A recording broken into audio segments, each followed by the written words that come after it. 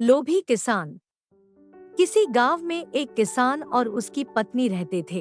वो दोनों बहुत ही कंजूस और लोभी किस्म के थे। उनके घर में कोई मेहमान आए तो उन्हें लगता है कि कोई आफत ही आ गई।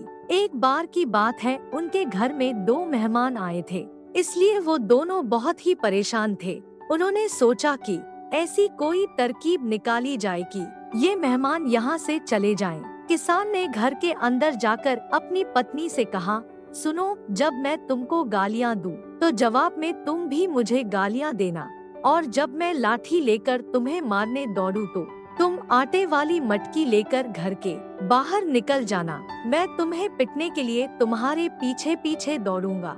इससे मेहमान समझ जाएंगे कि हम दोनों के बीच में झगड़ा हो रहा है। इससे वे वापस चले जाएंगे। किसान की पत्नी बोली, अच्छी बात है। कुछ देर के बाद किसान दुकान में बैठा बैठा अपने पत्नी को गालियां देने लगा।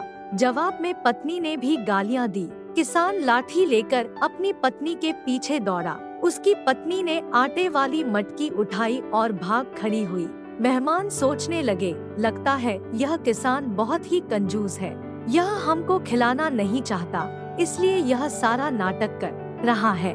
लेकिन हम इसे छोड़ेंगे नहीं। चलो, हम इसके बिस्तर के नीचे जाकर सो जाएं।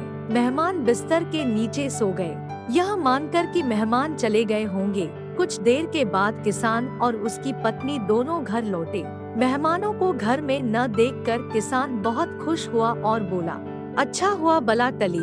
फिर किसान और उसकी पत्नी दोनों एक दूसरे की तारीफ करने लगे। किसान बोला, मैं कितना होशियार हूँ कि लाठी लेकर दौड़ा। किसान की पत्नी बोली, मैं कितनी फुर्तीली हूँ कि मटकी लेकर भागी। मेहमानों ने बात सुनी तो वे बिस्तर के नीचे से ही बोले, और हम कितने चतुर हैं कि बिस्तर के नीचे आराम से सोए हैं।